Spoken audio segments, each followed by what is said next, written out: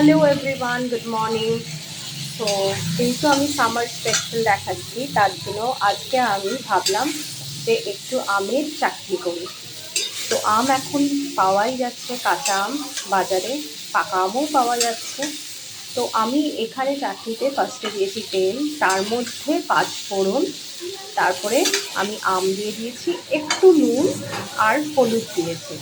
এটা একটু আমি ফ্রাই করছি, তারপরে আমি দিয়ে দেবো এর মধ্যে জলটা দিয়ে একটু নাড়াচাড়া করে